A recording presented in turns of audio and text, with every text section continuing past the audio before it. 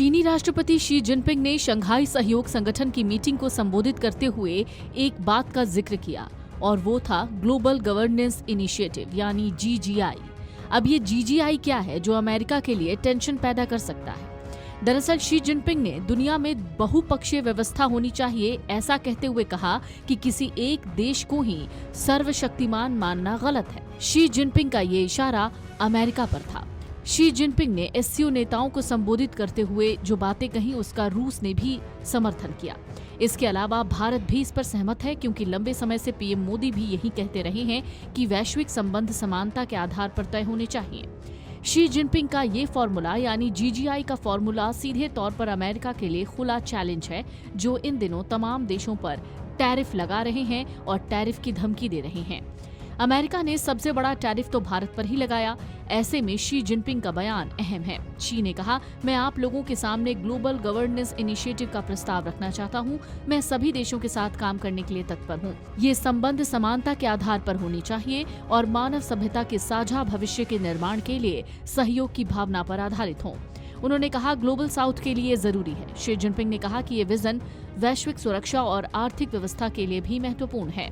Xi Jinping ने कहा, सबसे पहले हमें समानता के आधार पर बात करनी होगी। हमें ये मानना होगा कि क्षेत्रफल, क्षमता, संपदा से परे सभी देशों को एक समान माना जाए। अब चलिए जानते हैं आखिरकार क्या है शी जिनपिंग का GGI फॉर्मूला।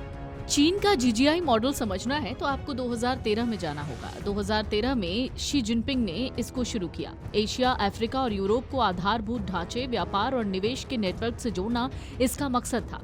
चीन इसे नए युग का विकास मॉडल और वैश्विक साझेदारी का हिस्सा बताता है। सितंबर 2021 में राष्ट्रपति शी जिनपिंग ने UN जनरल असेंबली में इसका ऐलान किया। संयुक्त राष्ट्र के सस्टेनेबल डेवलपमेंट गोल्स को तेजी से हासिल करना इसका मकसद था।